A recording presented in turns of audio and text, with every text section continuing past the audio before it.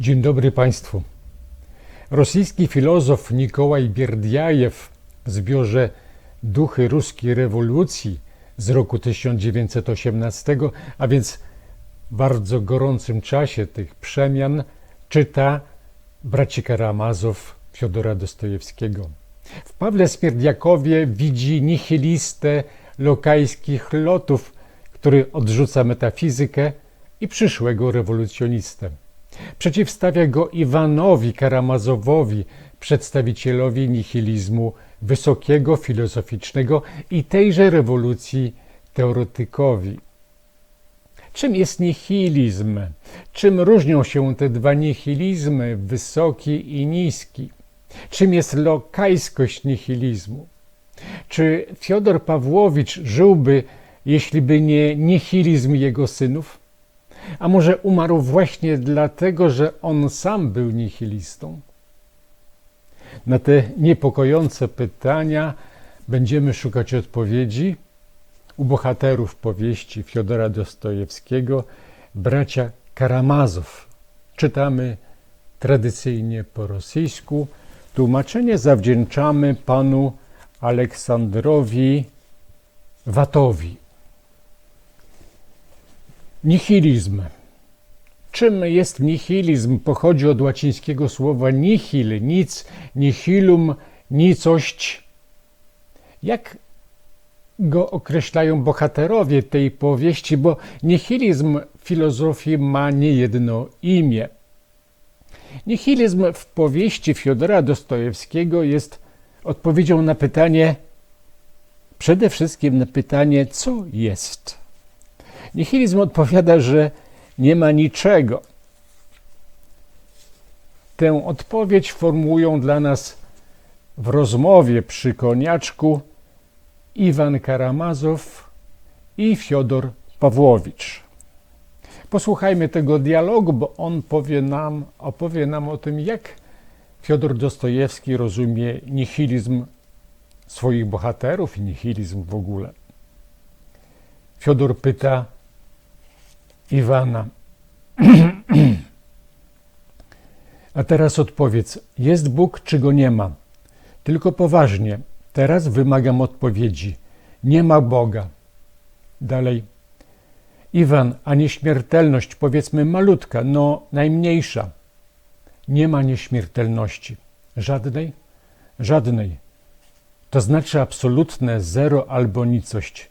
A może jest jakaś ociuplinka? Przecież chyba nie nicość, kompletne zero. Więc odpowiedź na pytanie o prawdę, co jest to pytanie filozoficzne,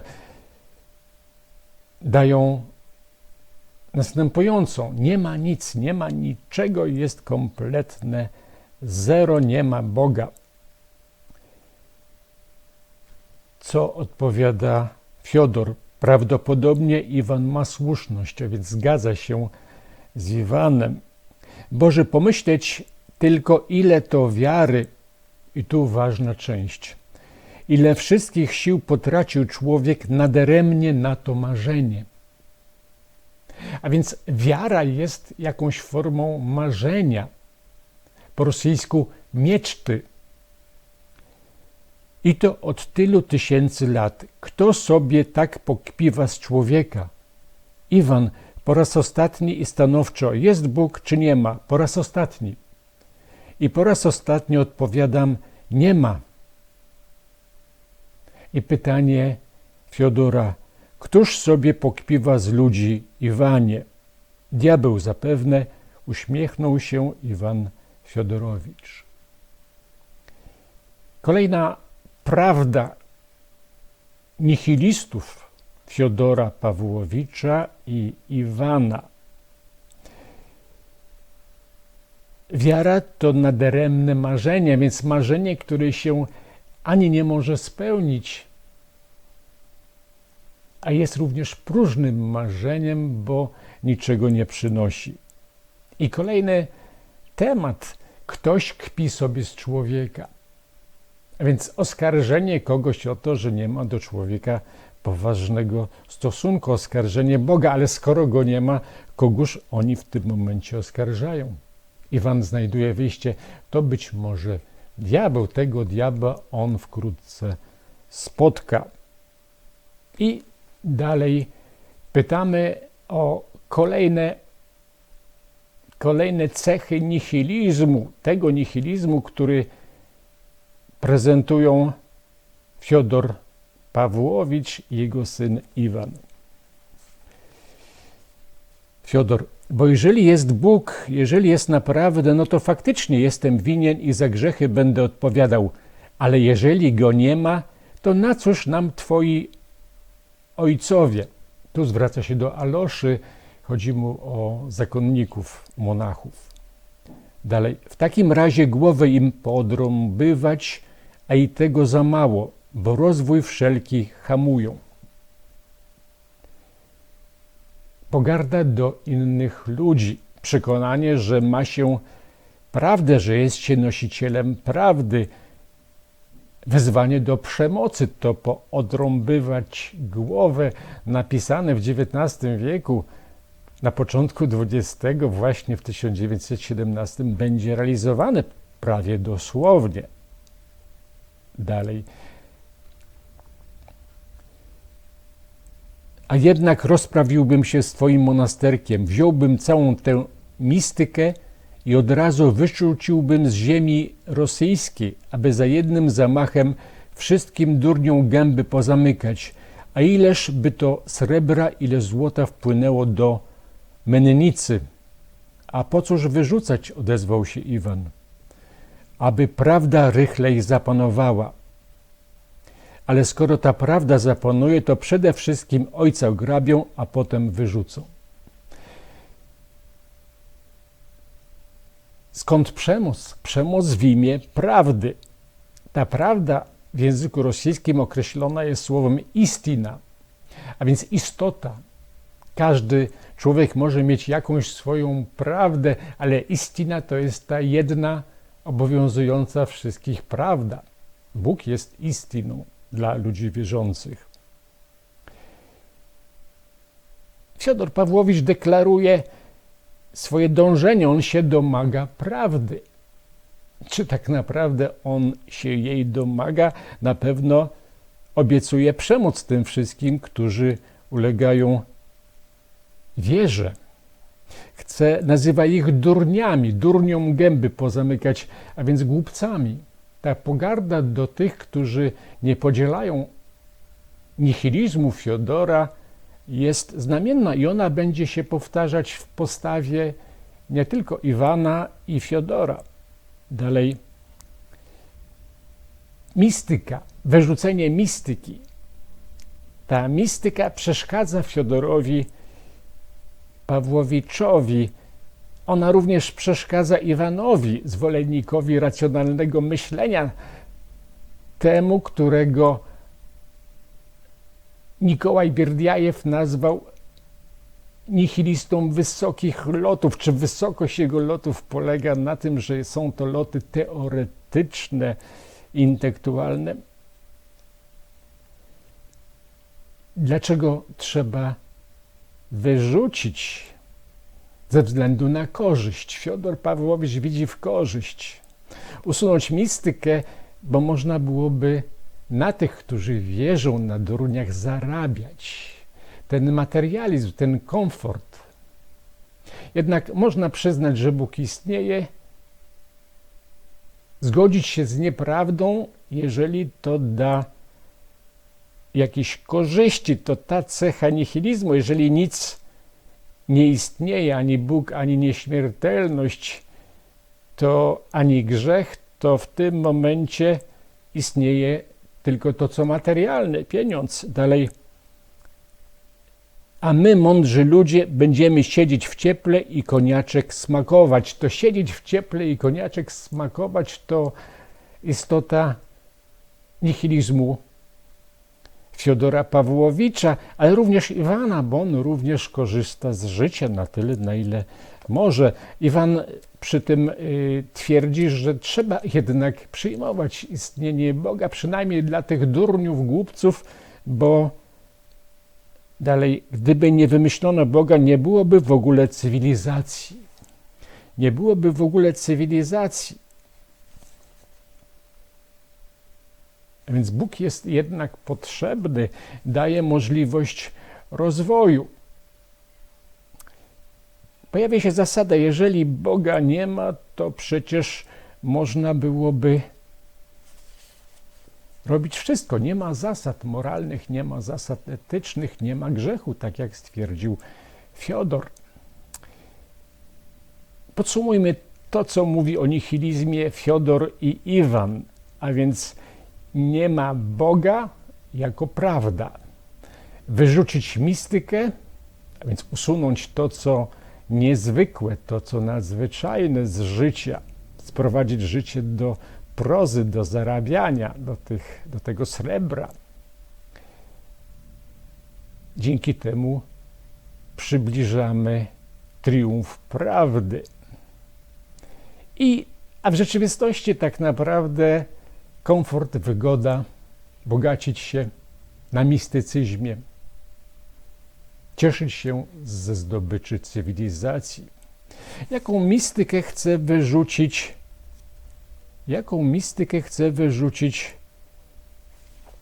Fiodor Pawłowicz? Chce wyrzucić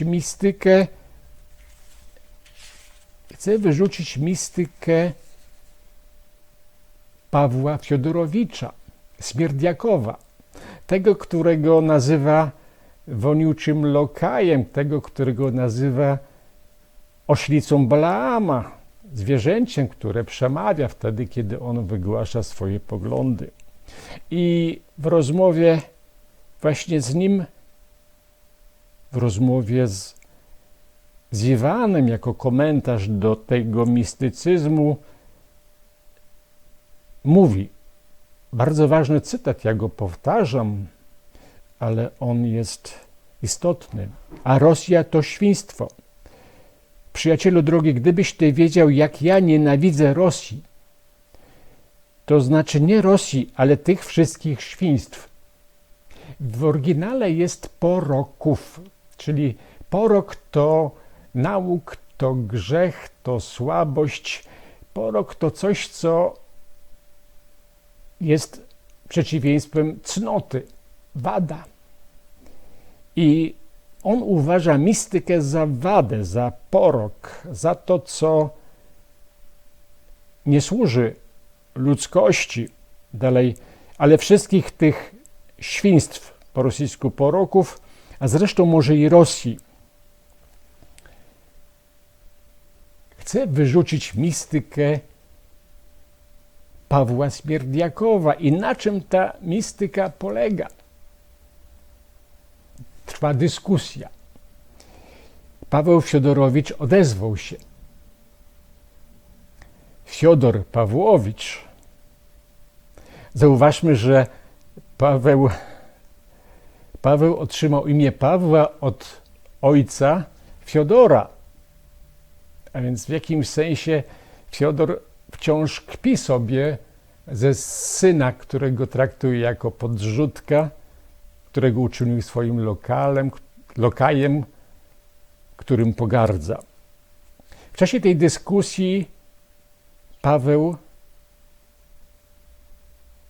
odnosi się do męczeństwa, o którym słyszał na targu. Uważa, że to męczeństwo nie ma sensu. Nie ma sensu, bo ludzie nie mają wiary. Przeczytam ten fragment.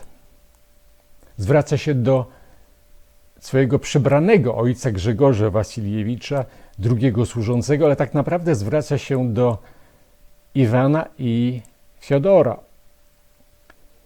Osądźcie sami, Grzegorzu Wasiliewiczu, przecież napisane jest w samej historii świętej, że jeżeli macie wiarę choćby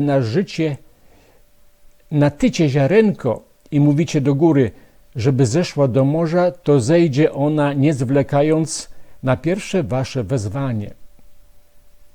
Wiara jako symbol siły, jako cud. Zmuszenie góry do tego, aby zeszła do morza, rzuciła się do morza. Ale takiego cudu Paweł nie widzi. Ale nikt od najwyższych osób aż do ostatniego chama nie potrafi zepchnąć góry do morza. I tu się zaczyna mistyka. Z wyjątkiem chyba jednego człowieka na całej ziemi, jednego albo najwyżej dwóch, którzy w sekrecie wypraszają zbawienia na pustyni egipskiej i dlatego nikt o nich nie wie. Paweł zakłada, że jednak może istnieć wiara, która może przynosić góry, ale my o tym nie wiemy. My tego nie doświadczamy. Ta wiara to jest właśnie ta mistyka, z której się śmieje, którą pogardza i którą chciałby wyrzucić z życia Rosjan Fiodor Pawłowicz. Dalej. Jeżeli tak jest, jeżeli wszyscy inni okazują się niedowiarkami, to czyż tych wszystkich, to znaczy ludność całej ziemi, oprócz tamtych dwóch pustelników, przeklnie Pan Bóg i mimo miłosierdzia swego tak znanego i rozsławionego, żadnemu z nich nie odpuści? I tu zaczyna się wątpienie w miłosierdzie Boże. Paweł wątpi w to, poddaje wątpliwość. Pyta, czy Bóg może być miłosierny. Jeżeli jest, to nie potępiłby tego, kto wyrzeka się swojej wiary, aby ocalić swoje życie. Jaką wizję wiary ma jeszcze Paweł? Paweł uważa, że wiara jest, tak jak jest siłą cudu, tak jest też siłą odwetu, zemsty. Kolejny fragment. Ale przecież w takim razie nie byłoby faktycznie mowy o mękach, proszę Pana, bo wystarczyłoby mi powiedzieć natychmiast owej górze: ruszaj i zgnieć oprawcę. Ta ruszyłaby i w jednej chwili zgniotła go jak pająka, a ja bym sobie poszedł jakby nigdy, chwaląc Pana. Więc wiara, która pozwala pokonać wrogów. Wiara, która daje siłę, wiara, która jest formą zemsty. Można się zemścić na kimś, kto chce nam wyrządzić jakąś krzywdę. I te ważne prawdy Pawła. Nikt nie ma wiary, a więc nie ma grzechu, i męczeństwo za wiarę, za swoje przekonania nie ma sensu. Mistyka jest jeden lub dwóch, ale my o tym nie wiemy i nie powinniśmy tego w swoim życiu uwzględniać. I oskarżenie Boga o to, że jest okrutny, skoro potępia tych, którzy wiary się wyrzekają. To oskarżenie jest podane w formie wątpliwości, ale Iwan będzie to oskarżenie nazywał dosłownie. Będzie oskarżał Boga, a wiara jest szansą na odwet. A skoro nie pozwala ten odwet wziąć na wrogach, na krzywdzicielach, to znaczy, że jej nie ma. Wniosek Pawła Fiodorowicza, Fiodora Pawłowicza i Iwana Fiodorowicza. Wszystko dozwolone, skoro Boga nie ma nieśmiertelności, nikt nie ma wiary. Ludzie nie wierzą tak naprawdę. Na czym polega nihilizm Fiodora Pawłowicza? Tak, bo on jest nihilistą i jego synowie są do siebie podobni. Iwan jest bardzo podobny do swojego ojca. Potwierdzi to Śmierdiaków przed swoją śmiercią. Najbardziej podobny do ojca. Podobny z tym swoim nihilizmem. Pierdiajew o tym nie wspomina, ale to przecież nihilizm Fiodora jest wzorem dla nihilizmu Iwana i nihilizmu Pawła, który być może chce się w ten sposób przypodobać swojemu rzeczywistemu, biologicznemu ojcu, który tak strasznie z niego drwi, czyniąc go swoim lokajem i poniżając. Na czym ten nihilizm polega i na czym polega mistyka Fiodora? Bo każdy z tych nihilistów ma swoją mistykę. deklaruje, że chce ją wyrzucić z życia, ale każdy z nich jest w jakimś sensie tą mistyką urzeczony. Na czym polega mistyka Fiodora Pawłowicza? Dzieciaki, prosiaki, wy malutkie, dla mnie przez całe moje życie nie było brzydkiej niewiasty. Oto moja zasada. Czy potraficie to zrozumieć? Dalej, wedle mojej zasady w każdej niewieście można znaleźć coś niezwykłego. Niech to diabie, coś ciekawego, czego może żadna inna nie ma, ale trzeba umieć to znajdować. W tym cała sztuka. To talent. Dla mnie nie było brzydkich. Już to samo, że jest kobietą, już to połowa wszystkiego, ale co wy tam rozumiecie? Nawet stare panny, nawet w starych pannach znaleźć można czasem coś takiego, że z podziwu wyjść nie można. Z podziwu wyjść nie można. To piękno, które jest w każdej kobiecie. Fiodor ogranicza to piękno, które jest w każdym człowieku, do piękna kobiecego. To jest ta jego mistyka, to dostrzeganie czegoś niezwykłego, nieśmiertelnego, piękna. Piękna, którego niestety dla Fiodora Pawłowicza, a stety dla nas nie można posiadać. Tym pięknem można się tylko zachwycać, z podziwu wyjść, jak mówi Fiodor Pawłowicz. Nie można wyjść z podziwu i w każdej można zobaczyć coś niezwykłego. To niezwykłego, to niecodzienne, to ta właśnie mistyka. Jaką postawę wobec tej mistyki zajmuje Fiodor Pawłowicz, nie mogąc tego piękna posiadać? On je odkrywa, on traktuje siebie jako odkrywcę, zdobywcę i unicestwia tę mistykę, upadla, gwałci matkę Pawła Smierdziaszczą, jedną kobietę jurodliwą. Ale tak samo postępuje z innymi kobietami, z matkami pozostałych swoich synów z prawego łoża. Przeczytam fragment o jego stosunku do matki Iwana i Aloszy. Była religijna dla Fiodora, ta religijność przeszkadzała mu w realizacji jego chuci pożądań. Myślę sobie, wypłoszę z niej całą tę mistykę. Widzisz, powiadam, widzisz, biorę twój obraz, zdejmuję go ze ściany, patrzajże, ty go masz za cudowny, a ja zaraz w twojej obecności plunę na niego i nic mi się za to nie stanie. Pluję na ikonę. Matka Aloszy i Iwana mdleje. Ta scena pokazuje jego stosunek. On upadla tak, jak upadlał i poniżał Smierdziaszczą, tak poniża wszystkie kobiety. Nawet Gruszeńkę chce poniżyć, bo chce ją kupić za pieniądze, chce mieć seks z nią, chce ją mieć dla siebie za pieniądze, za 3000 rubli. Na tyle wycenia jej piękno, jej czar, jej kobiecość. A więc mistyka, odkrywanie piękna, tego co niezwykłe i równocześnie niszczenie tego piękna w tym niszczeniu mistyki, w tej walce z mistyką jest jakieś wyzwanie rzucone Bogu, jest jakieś w całym tym świętokradztwie jest wezwanie Go, a odpowiedz. To, co On mówi, i nic mi się nie stanie, pluje i nic mi się nie stanie, Bóg nie działa, Bóg jest bezsilny. To oskarżenie Boga o bezsilność.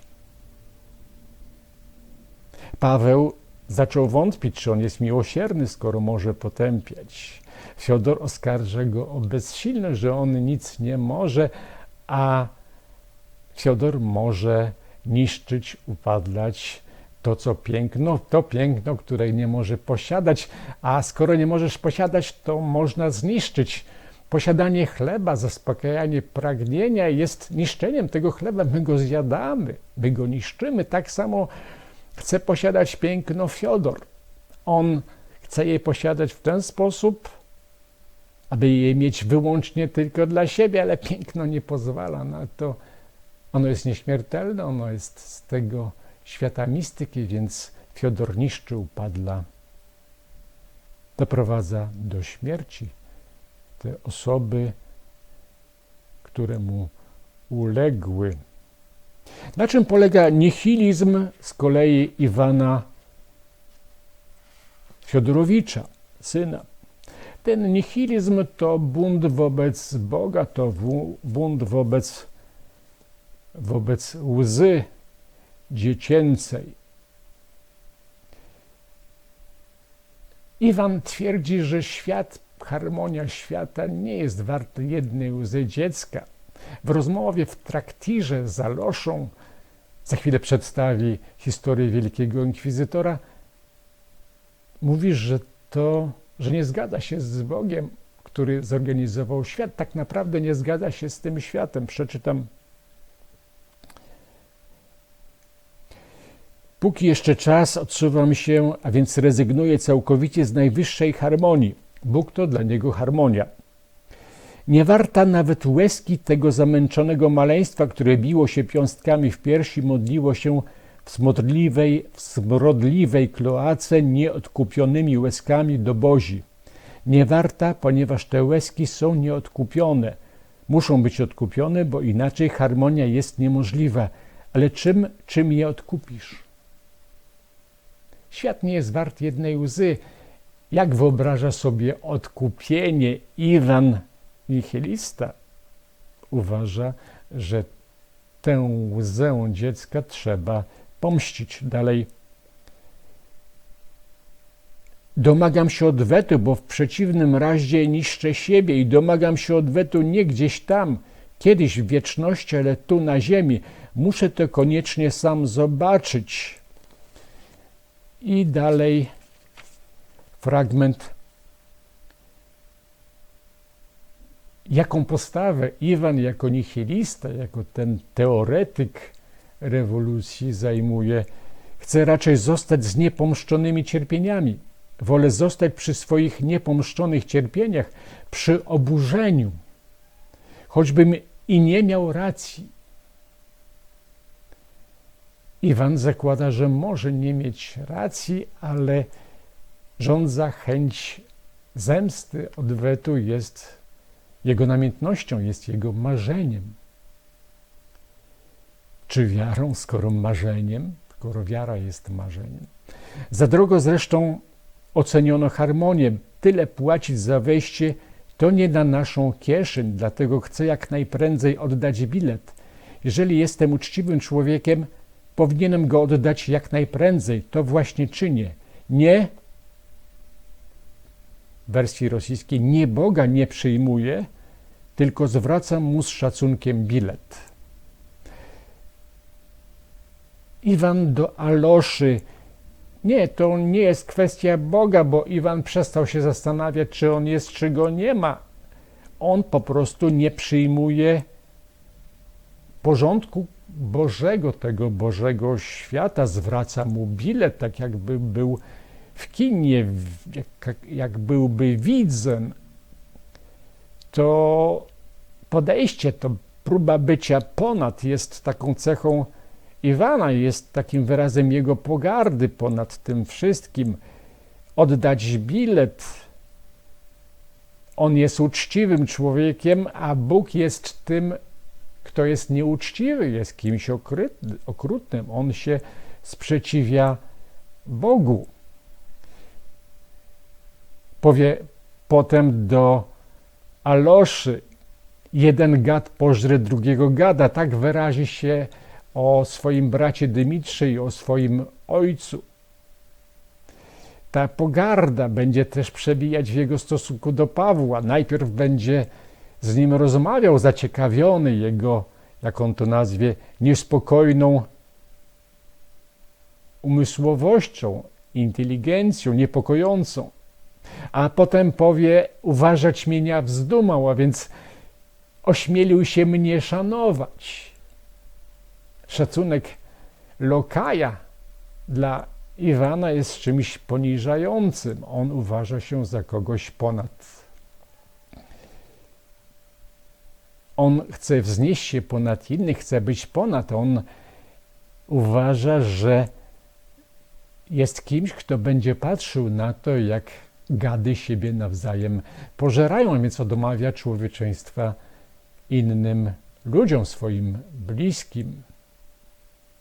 Jego zasada wszystko dozwolone, on sam ją potwierdzi w rozmowie z Aloszą. Tę zasadę przypomnie mu Śmierdziaków przed swoją śmiercią. On sam przed sądem, chory po spotkaniu z diabłem, niezdrowy umysłowo, powie: któż nie pragnie śmierci swojego ojca?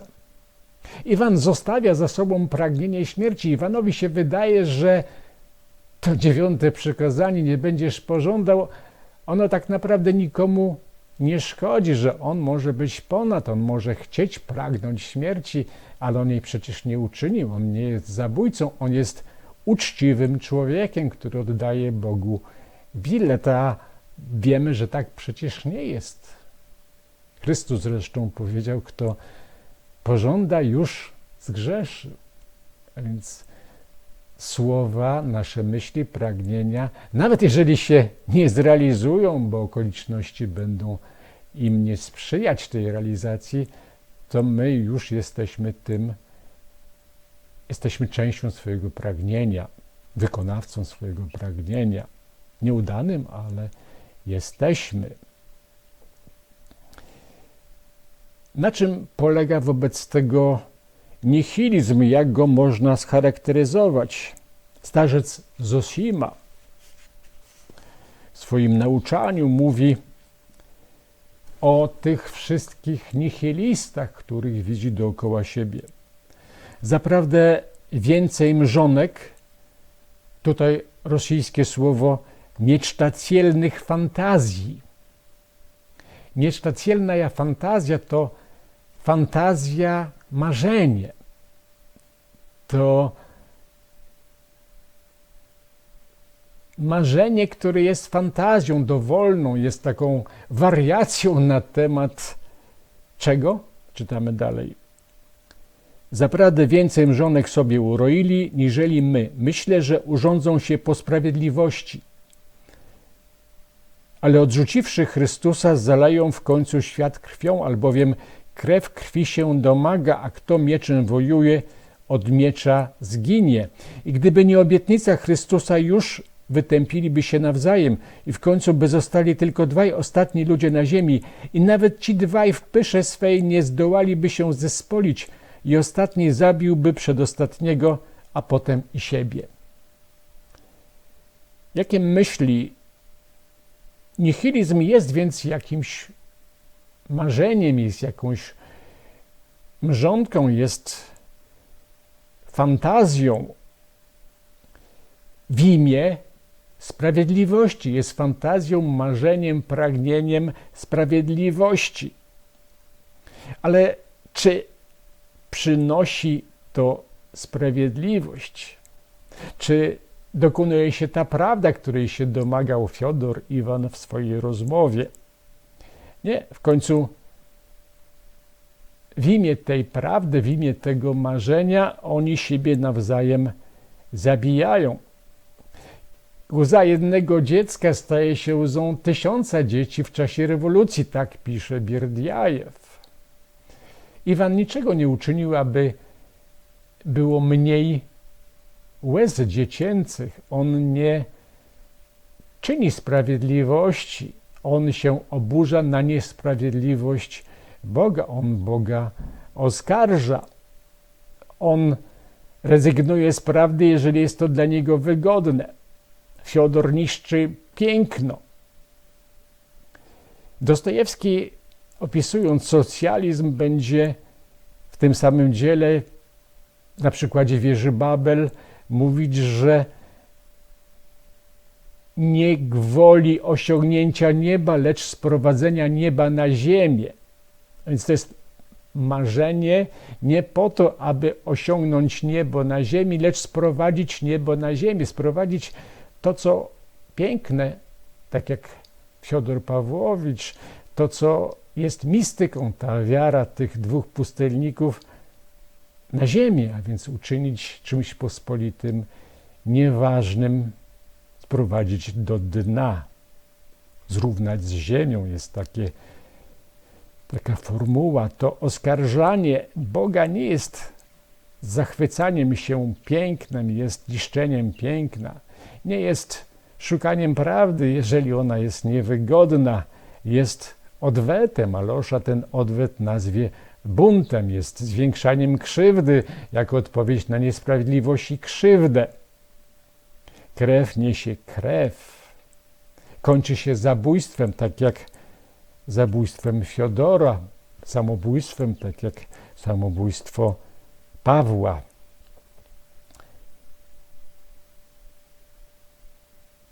Kim jest Iwan, kim jest Fiodor, kim jest Paweł? Czym się różni ich nihilizm? Na czym polega wysokość, niskość czy pospolitość nihilizmu? Polega na sposobie doświadczania świata. I Paweł jest tym, kto w sposób szczególny doświadcza świata. Jak on go doświadcza? Zaraz przeczytamy. Paweł określany jest przez Iwana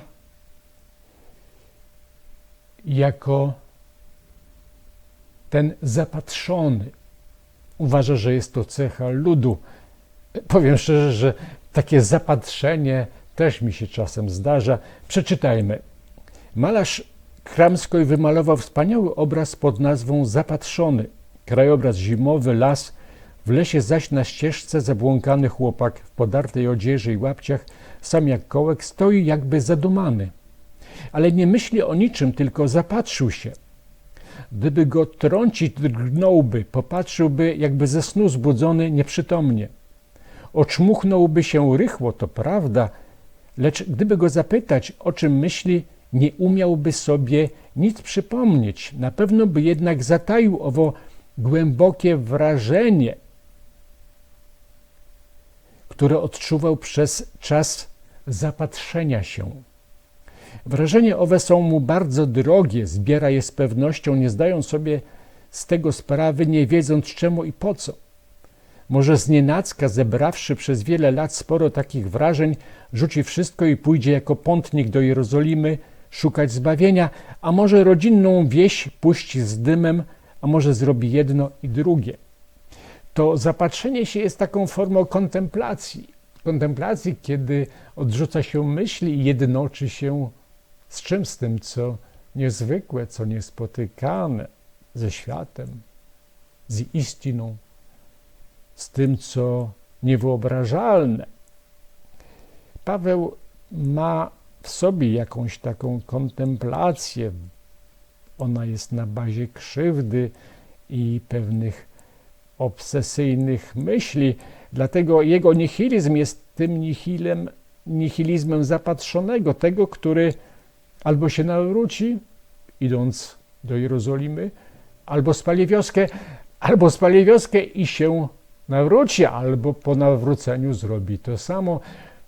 W kontemplacji osiąga się pewną pełnię, ale również dobra i zła. I to zło i dobro objawia się w swoich skrajnych, granicznych formach. To jest to spalenie wszystkiego i siebie samego. Dobro jest właśnie nawróceniem, staniem się kimś świętym. Paweł właśnie popełni samobójstwo, ale o tym dalej. To Paweł jest tym zapatrzonym, więc on doświadcza w ten sposób świata. Jak doświadcza siebie Iwan?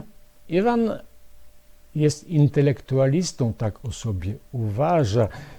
Piękno logiki, ta postawa bycia ponad, nie odpowiadać za nic, traktować innych z góry, to są gady, które się pożerają nawzajem, a on może z tego skorzystać w formie spadku, co zresztą wyrzuca mu Śmierdiakow, co mu sugeruje i co sprawia, że on opuszcza ojca i zostawia go właśnie pozwala na to, aby ktoś go zabił, myśląc, że zrobi to Dymitr. Jeden gad pożre drugiego gada. Iwan deklaruje: pozostawiam prawo do moich życzeń za sobą. Prawo do moich życzeń to życzenie śmierci ojca. Mówi to do Aloszy. Dla Pawła to jedność życia i działania, to doświadczenie zapatrzenia. Paweł dla Iwana jest umysłowością niepokojącą. Co go niepokoi, co sprawi, że Iwan zacznie nienawidzić tego samego, którego zachęcał, z którym chętnie rozmawiał, to jest właśnie to niepokojąca jedność teorii i działania. Iwan uważał, że można pozostać teoretykiem i żyć do 30, a potem rzucić kubek o ziemię, czyli popełnić samobójstwo wtedy, kiedy już z tego życia nie można korzystać, ale on sam z tego życia nie korzysta. Tak naprawdę on jest zakochany nieszczęśliwie w Katerynie Iwanownej. Cały dramat nihilizmu polega na tym, że on jest marzeniem nie do zrealizowania. Oni, realizując to marzenie, bo jednak każde marzenie ma potrzebę realizacji, dążąc do realizacji, demaskują się. Pojawiają się wyrzuty sumienia i okazuje się, że nie wszystko wolno. Paweł oddaje pieniądze i na pytanie Iwana dlaczego odpowiada bardzo ważny fragment. Przeczytam. Te pieniądze niech pan weźmie i z sobą zabierze, westchnął Śmierdziaków. Rozumie się, że zabiorę, ale dlaczego mi oddajesz, skoroś dla nich zabił? Paweł miał swoje marzenie i do realizacji tego marzenia potrzebne mu były pieniądze. Rzekł Iwan i popatrzył nań z wielkim zdziwieniem. Nie trzeba mi ich całkiem, odparł drżącym głosem Śmierdziaków, machnąwszy ręką. Była taka dawniej myśl, że z tymi pieniędzmi rozpocznę nowe życie w Moskwie albo lepiej za granicą. Takie marzenie było. Marzenie o nowym życiu, marzenie o byciu kimś innym. Ono się przecież zrealizowało. Jeżeli pieniądze były przeszkodą, to on je osiągnął. Ale chyba nie o to marzenie chodziło dalej. A najbardziej dlatego, i to jest właściwy powód, że wszystko jest dozwolone. Paweł zabija i przyjmuje pieniądze, bo wszystko jest dozwolone. Dalej, to Pan mnie tak nauczył, bo i wiele mi Pan wtedy tego nie opowiadał, bo i jak Boga Wszechmogącego nie ma, to nie ma i żadnej cnoty. I w takim razie całkiem jest niepotrzebna.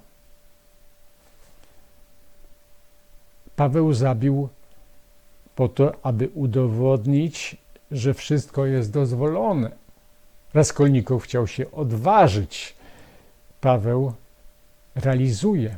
Paweł jest tym, kto zapatrzył się w nihilizm i osiągnął jedność przekonań i działania. On zabił fizycznie. Przed śmiercią poprosi jeszcze Iwana, aby jeszcze raz pokazał mu te pieniądze, a potem on żegna się. Żegna się z Iwanem, ale żegna się też ze swoim marzeniem. Było takie marzenie. Ono tak naprawdę nie dotyczyło pieniędzy. Skoro je ma, a je odrzuca, oddaje. Przed śmiercią czyta książkę o grzechu i sprawiedliwości, tę samą książkę Cyrila, którą latami bez zrozumienia czytał jego przybrany ojciec Grzegorz. Nie można się uwolnić od siebie i od marzenia. Dążymy do realizacji marzenia, ale kiedy je realizujemy, często spotyka nas rozczarowanie, bo marzenie zawsze jest czymś większym niż jego realizacja. Można świata Bożego nie przyjmować tak jak Iwan, ale on istnieje. I dramatem nihilistów jest ta ich wewnętrzna sprzeczność. Chcą wyrzucać mistykę, a sami w jakimś sensie tej mistyce się poddają. Iwan przecież spotyka się z diabłem. Więc spotyka tego, kto kpi sobie z ludzi. I ten diabeł okazuje się kimś prozaicznym, kimś niskim. Iwan nawet protestuje, jak taki kiepski diabeł prozaiczny mógł przybyć do tak wielkiego człowieka. Diabeł, który jest nim samym, kpi sobie w ten sposób z niego. On sam z siebie kpi. Czym jest wobec tego to marzenie? To marzenie sprawia, że ono jest z drugiej strony nie tylko sprzeczne logicznie, ono sprawia, że człowiek jest sprzeczny wewnętrznie. Oni tak naprawdę marzą o sobie jako kimś innym i równocześnie siebie samego nienawidzą i nienawidzą tego marzenia. Stają się mistykami. Śmierdziako przed śmiercią widzi opatrzność. Iwan diabła. W tej ostatniej rozmowie ktoś jest tu trzeci. Iwan pyta diabeł, Śmierdziaków odpowiada opatrzność. Każdy z nich spotyka to, czego się obawiał, to, czego chciał uniknąć. A więc jednak Bóg jest miłosierny, skoro jest opatrznością, troszczy się o innych, troszczy się o tych zamęczonych w imię wiary. Dla Iwana jest diabeł i to on sam jest tym diabłem, tym, który kpi sobie z Boga. Na czym polega to ten nihilizm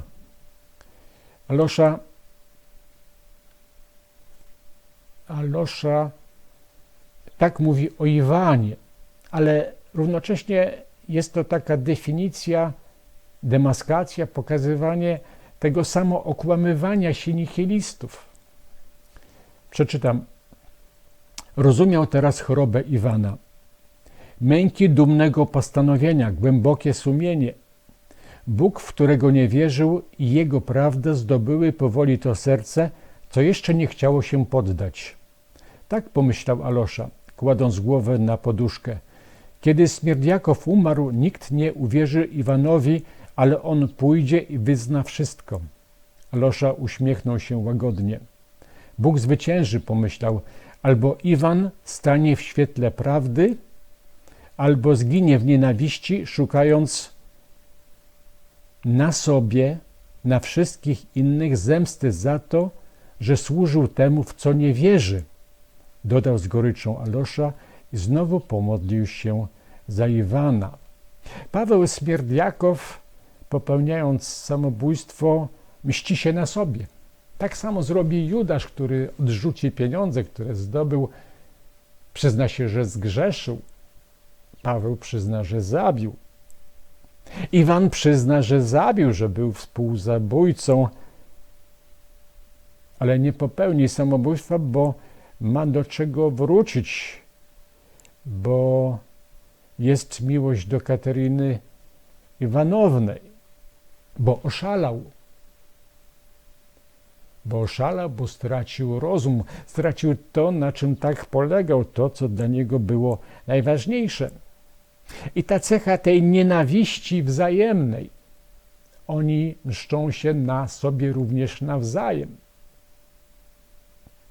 Paweł najpierw podziwia Iwana, a potem przed śmiercią patrzy na niego z nienawiścią.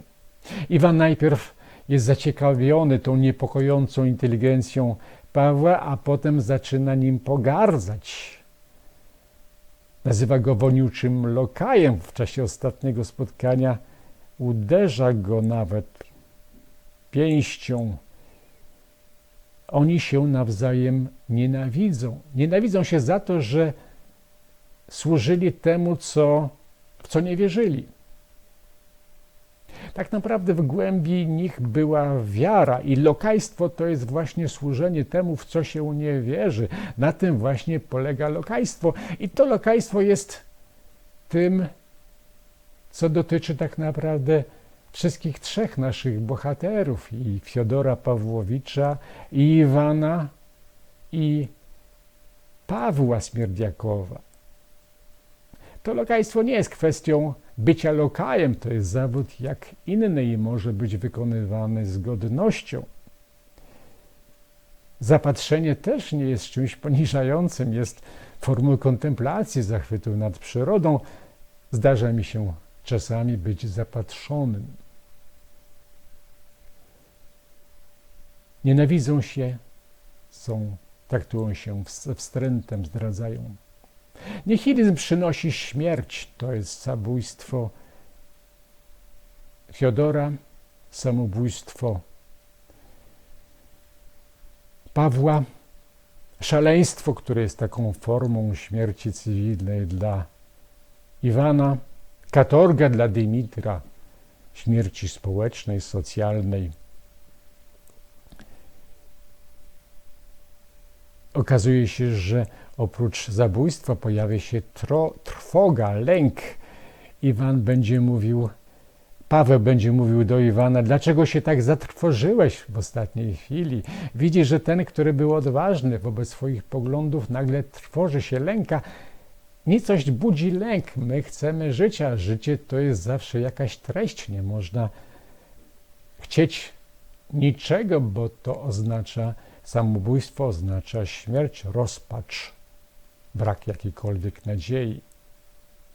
Powróćmy do rozmowy przy koniaczku. Fiodor powie o Pawle, nazwie go oślicą Balaama. Dla Fiodora będzie to poniżające, bo oślica przemówiła. Jego syn Paweł jest traktowany jak osioł, jak zwierzę, które nagle odezwało się ludzkim głosem. Przypomnijmy tę opowieść z Biblii. Prorok szedł przekląć naród. Jechał na swoim osiołku przekląć naród izraelski. I nagle anioł Boży zastąpił mu drogę i oślica nie chciała jechać dalej. Zastąpił drogę z mieczem i jeżeli by prorok jechał dalej, to zginąłby. Oślica uratowała mu życie, ale prorok bił ją. I potem anioł przemówił, bo nagle pokazał się anioł. Najpierw tego anioła widzi tylko oślica. I prorok ocala życie. Anioł mówi, dlaczego bijesz to zwierzę? Ona ocaliła ci życie. Gdyby Fiodor Pawłowicz dobrze posłuchał słów Pawła, gdyby wyciągnął wnioski, być może nie zrobiłby tego kroku dalej, być może by żył, ale musiałby przestać być nihilistą, a przy tym nie byłoby tej wspaniałej powieści. Dziękuję bardzo.